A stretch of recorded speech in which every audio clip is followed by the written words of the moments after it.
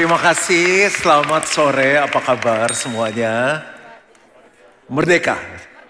Berapa banyak yang siap untuk belajar firman Tuhan? Bicara bagi kami karena kami lapar dan haus akan kebenaran. Aku berdoa biar firman yang disampaikan bukan sekedar firman yang biasa, tapi kami mengalami kuasa firman. Kami pulang dengan kemenangan, dengan kesembuhan, dengan jawaban, dengan jalan keluar dari Tuhan. Di dalam nama Tuhan Yesus. Amin.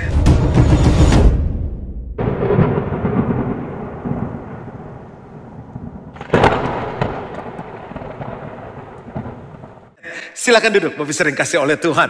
Selalu senang ada di GBI Gilgal dan bulan ini kita belajar tentang kuasa, tentang power. Saya menyambung seri saya Powerful Christian, ini bagian yang kelima. Bagi yang belum dengar bagian 1 sampai 4 bisa ikutin di YouTube. Dan saya kasih subjudulnya adalah Hidup dalam Kuasa Tuhan. Sebelum kita belajar firman, kita ngobrol-ngobrol dulu sebentar. Saya tulis dulu ya. Yang nomor 1 itu adalah bergaya. Yang nomor 2 itu berduit. Yang benar itu berduit atau beruang sih? Dua-duanya boleh, oke. Yang ketiga adalah berkuasa. Yang ketiga adalah hidup menjadi berkat. Nah, abis ini kita mau bikin survei. Jujur ya, jawabnya jangan ada dusta di antara kita. Siapa yang dalam hidup ini punya tujuan gini, hidup aku tuh pengen bergaya. Aku pokoknya pengen kelihatan keren, pengen kelihatan wow. Nggak ada, emang kelihatan dari depan juga nggak ada yang keren. Oke, yang kedua adalah siapa yang pengen punya hidup yang penting banyak uang, berduit. Lumayan. Kalau mungkin yang nomor saya sih uang nggak gitu ya Pak, yang penting saya tuh kuasa, power. Wah, saya duga yang keempat nih. Siapa yang hidupnya pokoknya apalah uang, apalah kuasa, yang penting hidupku jadi berkat. Oh, dikit juga. Yang lain apa nih? Empat-empatnya. Kalau suruh pilih berduit sama berkuasa, pilih mana? Kalau orang punya duit sama orang punya kuasa, ada sesuatu terjadi nih, yang menang orang yang punya apa? Yakin? Kalau sampai ke pintu surga, duit kita berkuasa nggak? Tolongin deh, masa gini aja nggak masuk. Nggak bisa, berarti mentok juga ya. Saya coba ya, saya pilih nomor 4. Terang aja dia pendeta, tunggu dulu, jangan protes. Hidupku pengen jadi berkat. Karena gini, kalau orang bergaya, keren, nggak punya duit dan nggak punya kuasa, apalah gunanya? Ya nggak? Orang kalau punya duit, belum tentu bisa berkatin orang kok. Saya pernah dengar, katanya makin kaya makin pelit, benar gak sih? Kalau orang berkuasa, katanya deket-deket sama orang berkuasa, kecipratan. Enggak juga, tapi saya balik ya. Kalau hidup kita, saya sih jadi berkat aja deh. Bapak di surga, lihat anak-anaknya, ya ampun. Nggak punya uang aja pengen jadi berkat. Udah kita support deh. Ini saya lagi ngebayangin ya. Turunin, yalah hatinya udah mulia. Oh salah. Dia pengen nolong orang, ya tapi nggak punya kuasa. Makanya Yesus bilang, Yohanes 1 ayat 12, barang siapa yang menerimanya, diberi kuasa untuk menjadi anak Allah. Dikasih privilege, kita nggak layak, dikasih kuasa. Tanda-tanda ini akan menyertai orang yang percaya, mereka menumpangkan tangan atas orang sakit, orang itu akan sembuh. Jadi, karena kita pengen jadi berkat, duit dikasih, kuasa dikasih. Tapi nggak keren pastor, tenang. Pernah dengar Ibu Teresa nggak? Mother Teresa. Keren nggak dia? Powernya luar biasa. Dia ngomong, orang nangis. Berapa banyak orang dia nggak punya uang, orang nyalurin uang supaya dia bisa tolong orang. Dia hidupnya pengen jadi berkat, duit ngalir, dia punya power yang luar biasa. Dia lewat pemimpin negara berdiri loh. Di mata orang mungkin gak keren. Udah tua begitu. Tapi di mata Tuhan keren. Nah sekarang kita kejar keren di mata dunia atau keren di mata Tuhan. Dua-duanya lah harus keren di mata Tuhan. Oke, ini cuma ngobrol-ngobrol aja. Karena saya mau bahas bagaimana hidup kita jadi berkat bagi banyak orang. Saya mau bahas tentang kuasa.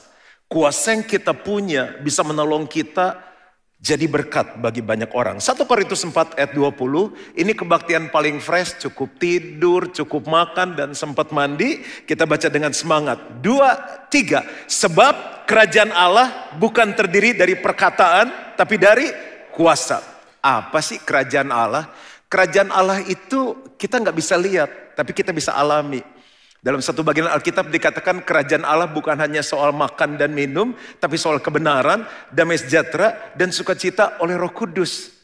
Ada damai, ada sukacita yang dunia nggak bisa kasih dalam hidup kita. Kerajaan Allah tuh gini, sebuah kerajaan di mana rajanya adalah Tuhan Yesus, dan dalam Yohanes 10 ayat 10 dia katakan, aku datang untuk memberikan hidup dan hidup dalam segala kelimpahan. Jadi kita dipindahkan dari kerajaan gelap kepada kerajaan terang dan hidup kita dipastikan kelimpahan. Aduh, kayaknya kita kurang cocok. Boleh pindah di kerajaan gelap. Pemimpinnya siapa? Iblis. Pencuri datang untuk mencuri, membunuh, dan membinasakan.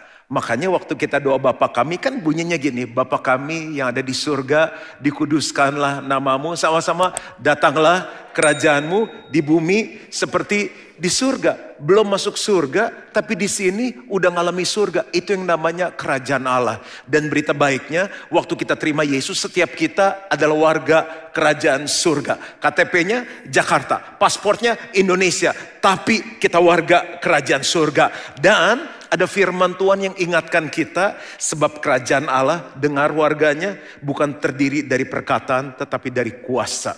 Dunia ini sudah cukup dengar perkataan. Ada banyak orang pintar ngomong, jago ngomong, tapi ya hasilnya gak sesuai. Pak, nanti kita servisnya gini, bagus sekali, excellent gini-gini. Oke deh, saya pakai jasa kamu. Begitu udah jadi, ya cuma begini doang. Udah saatnya, walaupun kita pintar khotbah, suka dengar khotbah, hafal ayat, umurnya berapa? 40 tahun. Berapa kali baca kitab? Pas 40 kali dari Kejadian sampai Wahyu. Tapi orang, ya gitu aja, dia pintar ngomong firman, tapi gak ada kuasa dalam hidupnya. Nah, goalnya 20 menit ke depan, setiap kita pulang dari tempat ini, orang akan lihat gini, yang ini beda nih. Dia ngomong gak banyak, tapi dahsyat. Ya gak harus setuju sih, ini kan baru mau diajarin. Nah, kuasa, sebab kerajaan Allah bukan terdiri dari perkataan, tapi dari kuasa. Apa arti kata kuasa di sini? Demonstrasi atau manifestasi kuasa Allah yang bekerja dalam hidup orang percaya. Jadi saya lagi berdiri di depan orang-orang yang luar biasa, powerful Christian. Contoh, Kisah 6 ayat 8. Dan Stefanus yang penuh dengan karunia dan kuasa mengadakan mujizat-mujizat dan tanda-tanda di antara orang banyak. Kan kita gak boleh ngurangin atau nambah firman ya. Saya izin modifikasi, saya ganti. Dan Jemaat Gilgal, kebaktian yang kelima, yang penuh dengan karunia dan kuasa, mengadakan mujizat-mujizat dan tanda-tanda di antara orang banyak. Gak lama lagi nih, 26 menit ke depan Jakarta heboh. Di mana-mana terjadi mujizat, orang buta melihat, orang lumpuh berjalan, pernikahan dipulihkan. Gak apa-apa lah, semangat sendiri. Kisah 3 ayat 6. Tetapi Petrus berkata, emas dan perak tidak ada padaku. Berarti ini orang gak berduit kan? Tetapi apa yang kupunya, yang dia punya apa? Kuasa Allah. Kuberikan kepadamu demi nama Yesus Kristus orang Nazaret itu, berjalanlah. Firman Tuhan catat, orang itu yang udah lumpuh sejak lahir, tiba-tiba mata kakinya kuat, dia mulai berdiri, dia mulai melompat, dia mulai berjalan dan memuliakan Tuhan. Gak banyak ngomong, tapi dahsyat. Kuasa yang dimiliki oleh Stefanus, oleh Petrus, oleh Yohanes ada di dalam hidup kita. Sejak saya ngerti itu, ketemu orang siapapun saya berani doakan. Pastor, ibu saya cancer stadium 4, Tuhan bisa sembuhkan gak? Bisa, saya bilang. Bisa pastor doakan? Bisa, saya bilang. Doakan, kita ke rumah sakit sama teman-teman, doakan. Berapa hari kemudian ditelepon, pastor Mama sudah meninggal. Teman-teman saya, aduh kenapa kita habis doain meninggal. Saya bilang mama sudah sembuh, dia sudah senang bersama dengan Tuhan. Bagian kita menyalurkan kuasa, Tuhan bilang begini, memang sudah waktunya pulang. Karena dosa, kita pulang ke rumah Tuhan dengan cara yang berbeda. Yang penting rumah kita di surga sudah siap. Pastor, udah lama nih gak punya anak. Saya ingat nih, saya warga kerajaan Allah, saya punya kuasa. Saya bilang, oke, saya doain. Terus saya bilang, Pastor kok belum hamil? Di situ saya belajar dari hikmat Tuhan. Khusus orang yang mau punya anak saya tanya. Saya bilang masalahnya apa gak bisa punya anak ya? Rahimnya udah diangkat pastor. Di situ saya harus tanya dulu sekarang. Kayaknya pakai contoh kehidupan sehari-hari aja ya tentang kuasa ya. Bapak ibu nih yang seumuran saya pernah tahu nggak yang namanya two mangoes? Mangga dua. Mama saya, tante saya, tamu-tamu, entah kenapa seneng minta saya nganterin ke Mangga Dua. Ya dulu kan masih kuliah, masih juga jadi staf gereja, belum jadi pastor kan. Udahlah, nggak tahu kenapa tamu seneng sama saya. Murah katanya. Ada satu tempat lagi yang saya nganter selain Two Mangoes, Brotherland, Tanah Abang. Senang waktu tamu ke Tanah Abang. Dah. Tuh ibu-ibu kuatnya minta ampun. Dari terbit matahari sampai terbenam. Saya pikir, saya kelilingin tuh ITC Mangga 2, saya paling suka lantai 2 sama lantai 5. Baku teh, cendol, sotomi, wah itu udah ada, masih ada nggak sekarang tuh Mangoes ya? Udah lama banget pastor nggak kesana, dah. Aduh nih ibu-ibu lama banget belanja, udah saya iseng lah keliling.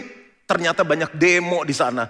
Ada yang jual pemutih kulit, ada yang tumbuhin jenggot. Nah, saya tertarik sama yang jual pisau nih. Dia bilang gini, ibu-ibu, wanita-wanita katanya, mendekat, rumah tanggamu akan bahagia. Saya pikir jual obat kuat atau apa ya. Terus dia bilang begini, suami saya akan tambah sayang, anak-anak akan betah di rumah. Hanya dengan sebuah benda yang sederhana, tangan kita gak akan berotot, tetap langsing, tetap singkat, mendekat. Oh dia kasih promonya segala, orang rame. Nah kira-kira bayangin ini engkau yang di Mangga 2 itu, saya jualan dengan cara seperti ini, ternyata dia jualan pisau. Orang tertarik beli gak? Enggak, karena cuma ngomong doang. Pisaunya mana kok?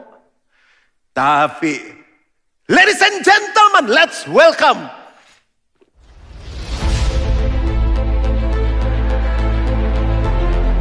Bukan sulap, bukan sihir, hanya ada di Gilgal Center. Maaf, dia lemas udah kebaktian kelima soalnya. Ya, kamu nggak mau dada-dada pemirsa? Ya, oke. Sekarang si Engko ini udah bawa pisaunya. Sekarang saya ulang ya ilustrasinya ya. Kali ini kan kuasa Allah harus didemonstrasikan atau dimanifestasikan. Saya ulang presentasinya. Ibu-ibu, encinci yang cantik, kumpul. Yang mau suaminya lengket, yang mau anak-anaknya betah di rumah, sederhana sekali, modalnya kecil. Tapi masakan kita akan berbeda, tangan kita nggak akan berotot, tapi tangan kita akan tetap langsing, dan rumah tangga kita akan bahagia. Mendekat. Hari ini ada promo, beli 1 dapat 1, beli 2 dapat 2. Lihat baik-baik di sini, ini namanya ketemu, dekat sih, dapat diskon sih. Lihat pisau ini sederhana sekali. Yang mau lihat demo ini coba bilang sama-sama yes. Ini baru permulaan. Engkau minta tepuk tangan yang meriah sekali. Bukan sulap, bukan sihir, pisau ajaib. Are you ready? Wah, bukan tuh Mangoes nih kalau yes. Siap?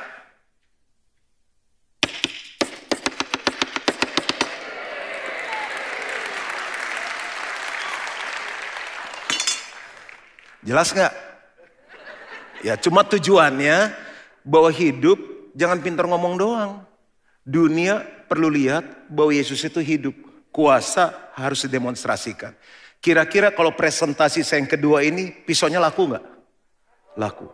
Kenapa orang nggak tertarik ikut Yesus? Karena lihat ya kalau lu ngajak gue ikut Yesus, hidup lu kayak gitu, gue suruh kayak lu, gue sih nggak mau. Nah kita akan belajar 3 hal. Dalam kehidupan kita perlu mengalami dan menyatakan kuasa Tuhan. Sebelum menyatakan harus mengalami dulu dong. Yang mengubahkan manusia dengan cara ini. Ada 3 hal. Bagaimana kuasa itu bekerja dalam hidup kita. Kita bisa tolong orang mendemonstrasikan kuasa itu. Yang pertama adalah kehidupan yang berubah. Saya bahas beberapa poin di sini.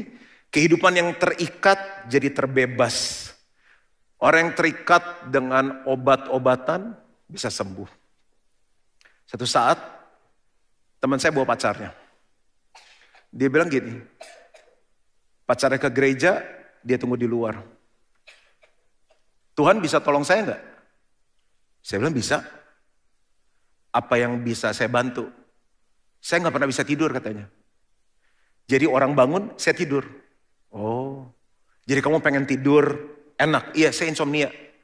Oke, saya bilang saya doa. Saya bilang dalam nama Yesus, sistem otak, saraf, apapun akan bekerja dengan normal. Jamnya tidur, dia tidur. Jamnya bangun, dia bangun. Udah, selesai. Pas dia pulang gue mikir, kok saya nekat banget ya. Masih kuliah kan itu hari kan.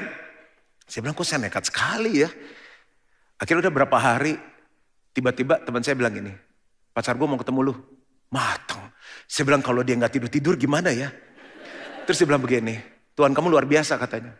Sejak kamu doakan, saya bisa tidur. Di situ saya tambah percaya bahwa kuasa Tuhan itu begitu luar biasa. Nah kuasa yang sama kita bisa tolong untuk orang lain. Jadi karena saya ngalami terus, kuasa tuh semakin dilatih, semakin luar biasa. Sama kayak otot, aku kan fitness tiap hari. Kelihatan nggak? Nggak, nanti ada waktunya. Dia bilang, nggak Pak, saya bilang sama dia, Pak, saya udah 2 tahun, Bapak jujur aja ada harapan nggak? Pak, ada Pak. Saya nggak kan kalau saya berhenti deh gue nggak dapet duit kan. Ada Pak, katanya nanti pelan. Semuanya di dalam Bapak ini udah ada otot katanya. Ya saya sih percaya aja. Dia cuma pesan, yang penting dilatih Pak katanya. Terikat judi, alkohol, takut ketinggian.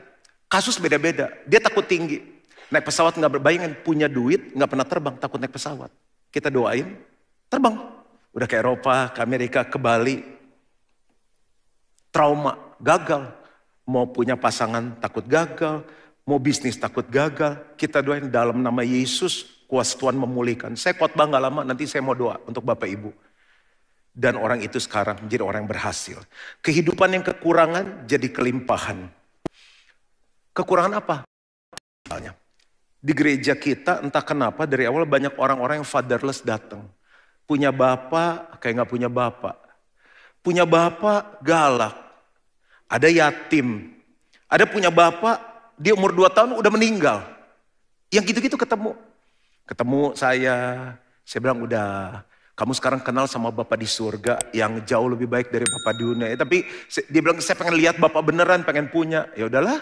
Saya jadi bapak kamu, bapak rohani, doain dia, ulang tahun selamatin, sakit saya doain, ulang tahun beliin kue, dan lain-lain. Yang dahsyatnya, waktu saya doakan hatinya pulih, dia ketemu bapak. Kuasa Tuhan merubah orang yang gak punya bapak, bisa bapain orang lain. Kalau saya kan punya bapak, bagaimana dia didik saya, membuat saya bisa didik Carissa anak saya. Bagaimana papa saya perlakukan mama saya bisa perlakukan istri. Oh papa saya kalau sayang mama saya gini, oh ini cara saya sayang istri saya. Nah orang yang gak punya papa gimana? Tapi orang-orang itu sekarang bisa mimpin sel jadi bapak rohani. Anggotanya bukan hanya belasan, puluhan, ratusan, ribuan. Ada yang jadi family cell leader, family cell supervisor, family cell head, jadi family cell pastor. Bahkan yang bicara di New Life, yang ngajarin hati Bapak, sudah 2 orang yang mereka bersaksi gak punya gambar Bapak yang benar. Kuasa Tuhan sanggup merubah yang kekurangan jadi kelebihan. Jangan lihat sekarang gila gini, kaya-kaya orangnya hebat gerejanya. Dulu datang kere-kere semua, nangis sama-sama, doain. Masalah cuma simpel, mau pindah rumah gimana ya, mau ini gimana ya. Sebelah sini, saya doain. Habis doain saya mentoring juga. Kan saya juga S1-nya ambil bisnis kan. Jadi saya ngajarin nih bisnis nih kayak gini nih. Ini konsepnya kamu mesti ngerti dulu ya. Gimana manage duitnya, gimana budgetingnya, gimana bikin feasibility study, gimana kamu ngerti yang namanya return on investment, break even point tuh kayak gimana, bisnis kayak gimana saya ngajarin lah. Nah orang-orang ini mau di mentor. Akhirnya apa? Jadi kalau dulu aduh gimana nih mau pindah, aduh mau punya anak aja takut sekolahinnya gimana. Saya bilang tenang, single ada berkatnya, nikah ada berkatnya, punya anak 2 berkatnya cukup untuk anak 2. Nikah akhirnya punya anak. Sekarang udah ketemu, Tuhan udah ubahkan mereka dari orang kekurangan jadi kelimpahan. Nanyanya udah beda. Pastor, kalau invest bagusnya ini atau ini. Udah invest mainnya. Bapak khotbah sendiri, suruh sendiri. Terus yang poin berikutnya apa? Kehidupan yang berubah dari me-centered, I-centered jadi God-centered. Bapak Ibu di kita nih pelayan Tuhan, volunteer sukarelawannya ada 1000 sekian ratus. Pada digaji apa? Enggak ada. Kemarin saya keliling-keliling ke daerah kan. Enaknya Gilgal, kata yang nganter saya. Gerejanya suka libur. Maksudnya Pak? Iya, saya dari daerah ke sini Desember akhir libur, gak ada kebaktian. Iya, saya bilang enggak ada. Terus lebaran ke sini libur gak ada. Iya, sebelum gak ada. Enak gerejanya baik. Pak, bukan libur Pak, kita tetap ada kebaktian cuma online. Ya libur, tetap dia ngotot libur terus. Nah, enaknya Gilgal, saya bilang begini ya, saya ceritain. Biar beritanya jangan nyampe ke orang salah. Karena hampir 100% semua volunteers. Mereka melayani, mereka gak bisa libur sama keluarga. Lebaran kan gak ada mbak, gak ada segala. Jadi kita kasih libur. Oh, mas saya ngerti sekarang kenapa gerejanya libur. Pak, bukan libur. Saya bilang dari... pengen digigit coba Pak, dari onsite ke online saya bilang. Nah saya kan suka jalan nih kebaktian anak, asyar kayak tadi turun ke bawah, orang minta didoain, saya doain. Saya lihat, saya bilang, kamu kok dari pagi sampai sore di gereja? Iya saya bilang, dia bilang iya. Loh nggak sama keluarga? Kan ada Senin sampai Sabtu, dia bilang. Oh, bisnis? Bisnis udah jalan. Kamu nggak pengen ngembangin bisnis? Enggak lah, kan juga mau makan berapa banyak. Dia bilang mau pakai berapa banyak katanya. Malah saya lagi pikir pengen full time, pengen sekolah kitab. Kaget saya. Saya nggak pernah maksa dia, nggak pernah ngapa-ngapain dia. Saya tahu ada kuasa Tuhan yang bekerja dalam hidupnya dari I-centered menjadi God-centered. Apalagi kuasa Tuhan itu ngerubah kehidupan kedagingan jadi hidup dalam roh. Galatia 5 ayat 19-21. Perbuatan daging telah nyata, yaitu percabulan. Siapa yang bisa ngentiin orang kalau bukan kuasa Tuhan? Percabulan, perzina, kucing telanjang gak pakai baju dia nengok, gimana cewek? Tuhan bisa memulihkan. Kecemaran, hawa nafsu, dari nafsu jadi kasih. Penyembahan berhala, dulu Tuhan nomor berapa, sekarang Tuhan nomor 1. Lagi liburan, kita cari ada gereja nggak? Kalau nggak ada gereja, kita kebaktian online dulu. Dulu kalau ke Bali, apa tuh? Sunscreen ya? Sunscreen, jangan lupa, ntar gosong, ntar hitam. Baju renang, jangan lupa. Bikini, jangan lupa. Sekarang, guys, jangan lupa bawa Alkitab. Gilgal. Tuhan nomor 1. Sihir, perseteruan, perselisihan, iri hati.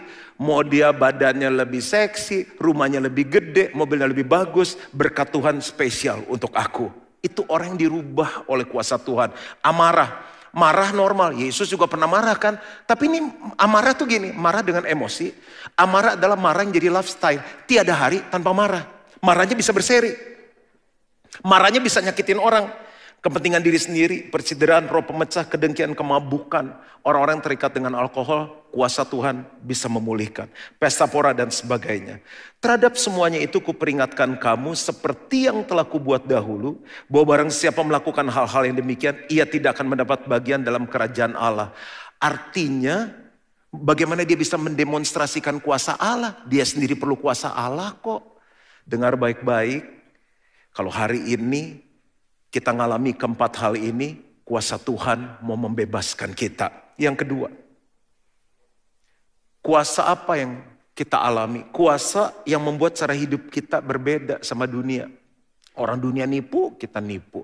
Orang dunia selingkuh, kita selingkuh. Mesti beda. Udah ada kuasa di dalam kita. Dan kita akhirnya bisa menolong orang. Saya kasih beberapa contoh, misalnya cara berpikir. Cara berpikir itu penting. Cara berpikir menentukan cara kita berkata-kata, menentukan cara kita bertindak.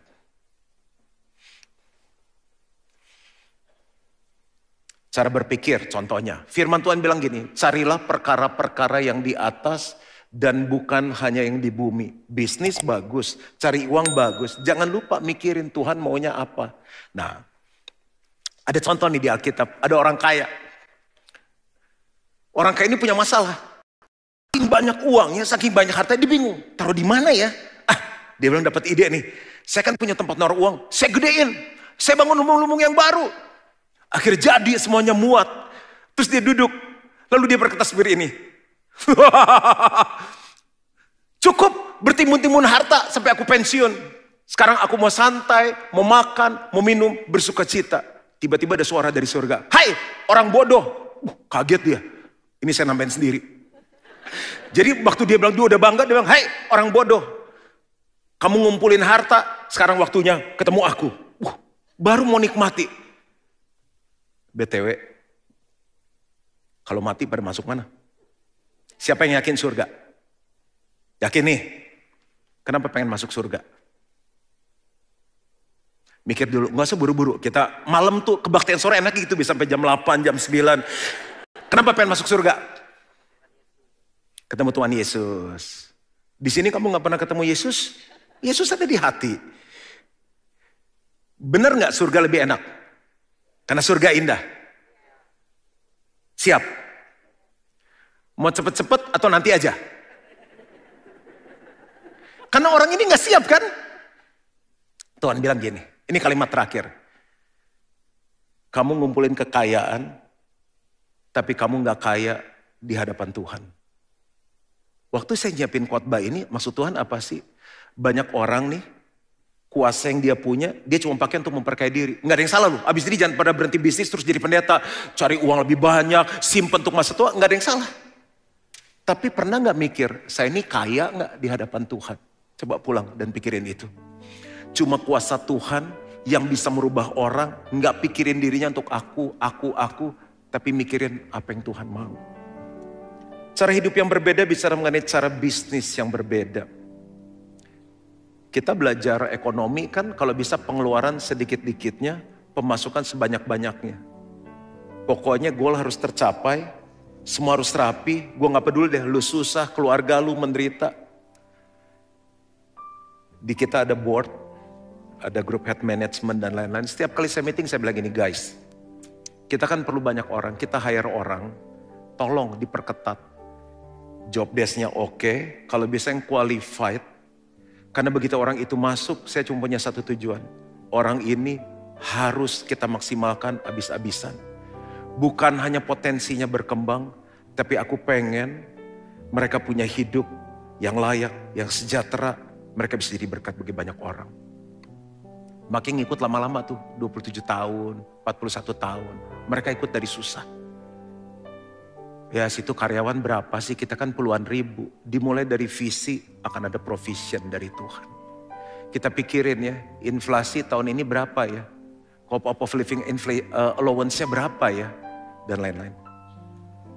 Cara berkeluarga. Cara hidup yang berbeda termasuk cara berkeluarga. Jangan tiru yang di film-film. Itu mah film. Cara berkeluarga kerajaan dimulai dari cara memilih pasangan. Cara milih pasangan udah salah, kedepannya repot. Makanya kita bikin titik temu, single-single di gereja, kita kumpulin kemarin katanya asik acaranya. Lalu saya bilang gini, Wan, coba kita bikin begini-gini. Oh ya kok, coba kita pikirin. Karena banyak yang saya dengar gini nih, kering nyari di gereja, kurang potensial katanya gitu. Tersinggung lah aku. Saya bilang, nanti nih akan berbondong-bondong orang cari jodoh di gereja. Mau dia six pack, ininya hijau biru ada belahan. Kaya, sekolah di luar angkasa, tapi kalau nggak takut akan Tuhan, selesai pernikahan. Milih pacar udah bener, cara pacaran harus bener. Kita kasih nilai, saya bilang gini, kamu tuh cium pasangan, waktu setelah diberkati nikah. Cuma cium pastor, ciuman adalah awal persetubuhan. Dan banyak yang jaga kekudusan sampai nikah. Makanya kalau saya berkati nikah, saya kasih kesempatan, waktu dan tempat, saya persilahkan, you may kiss the bride. Udah, sepuas lu. Video saya bilang, jangan berhenti ciuman sampai tepuk tangan selesai. Kenapa? Itu pertama kalinya mereka merayakan kekudusan. Cara hidup kita akan berbeda karena ada kuasa di dalam kita. Saya nggak sempurna, masih belajar. Saya bilang sama tim gini, coba deh tanyain teman-teman yang udah kerja, bikinin video. Nah, coba kita dengar sebentar. Yang saya rasakan dengan Pastor Juan, karena saya sudah mengenal lama dengan beliau. Dulunya dia adalah seorang pemimpin yang galak. Saya takut mau dekat dengan beliau.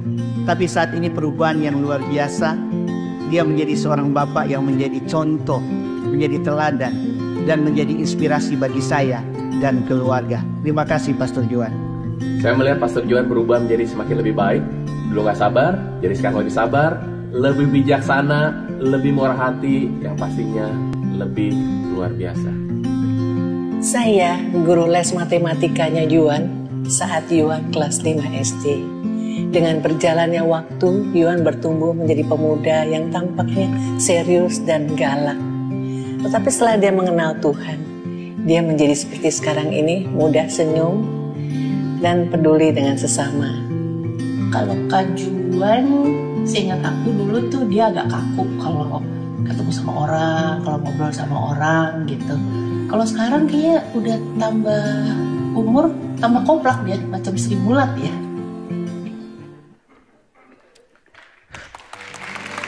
Kalau kita bilang, terang aja dia stafnya digaji adiknya. Berapa banyak anak gak mau kerja sama bapaknya, adik gak mau sama kakaknya. Saya bilang saya belum sempurna, tapi sekarang saya selalu tanya, ada masukan untuk saya enggak? Waktu mereka masih kasih masukan, saya bilang, Roh Kudus tolong, saya mau berubah, hanya kuasa-Mu yang sanggup. Yang ketiga, dan kita selesai. Apakah sampai sini kita belajar sesuatu?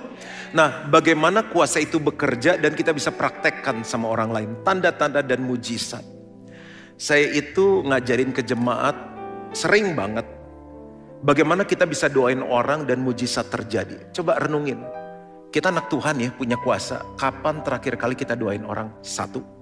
Kapan terakhir kali kita buat mujizat? Kita warga kerajaan. Makanya gini, kalau ketemu orang, tanya, apa kabar? Jangan basa-basi, dari hati. Pasti orang bilangnya apa? Good, very good. It's okay. Kalau orang Kristen jawabnya apa? Luar biasa. Tanya lebih dalam. Papa, mama baik. Anak-anak oke. Kamu sehat. Detail, dari hati. Yang kedua, apa yang saya bisa bantu? Ntar kalau dia butuhnya duit, kita juga lagi perlu duit, pastor. Tenang, gak akan melebihi kekuatan kita. Ya kebetulan ini mau bayar kontrak 100 juta, kita aja tinggal 100 ribu. Gak usah. Aku gak bisa bantu kamu banyak, tapi aku ingin meringankan beban kamu. 50 ribu gak apa-apa, tapi dari hati itu luar biasa. Nah yang terakhir nih, apa yang bisa saya doakan? Saya nunggu orang di airport, di pesawat ada orang, naik Grab, naik taksi, saya ajak ngomong. Apa kabar Pak? Baik? Bapak mau ke sana juga, kita satu pesawat nih Pak. Bapak di bidang apa? Dia cerita. Sekarang 2024 bisnis gimana Pak? Sepi ya. Punya kebutuhan nih. Udah ngobrol-ngobrol. Pak sebelum naik, saya boleh doain untuk Bapak gak? Puluhan tahun saya lakukan ini, gak pernah ada orang bilang, Pak boleh saya doain? Tidak, gak pernah. Semuanya mau. Dan waktu saya doa, saya lihat bagaimana kuasa Tuhan bekerja. Ayat terakhir dan saya selesai. Roma 15 ayat 18 sampai 19a. Sebab aku tidak akan berani berkata-kata tentang sesuatu yang lain, kecuali tentang apa yang telah dikerjakan Kristus olehku. Yang ngomong ini siapa? Paulus. Karena dia orang jahat, bunuh orang Kristen, aniaya orang Kristen. Dalam perjalanan ke Damsyik ada sinar yang datang, dia buta 3 hari gak bisa lihat. Dia dipulihkan, matanya bisa melihat. Dari bunuh orang Kristen dia bangun gereja di mana-mana, di Korintus, Tesalonika, Filipi, Galatia, Efesus, Kolose. Dia bilang Tuhan rubah hidupku. Yaitu untuk memimpin bangsa-bangsa lain. Sekarang bagian aku mendemonstrasikan kuasa Tuhan. Memimpin bangsa-bangsa lain kepada ketaatan oleh perkataan dan perbuatan. Ayat 19 baca sama-sama 2-3. Oleh kuasa, tanda-tanda dan mujizat-mujizat dan oleh kuasa Roh. Kuasa yang ada di dalam hidup Stefanus, Petrus, Yohanes, Paulus, Juan Mogi. Kuasa yang sama ada di dalam kita. Pertanyaannya simpel, kita mau simpan atau kita mau demonstrasikan? Saya pilih mendemonstrasikan karena Jakarta, karena Indonesia, karena keluarga kita perlu Tuhan Yesus. Selamat memakai kuasa, Tuhan memberkati. Saya undang bangkit diri sama-sama sorak-sorai untuk Tuhan kita yang luar biasa.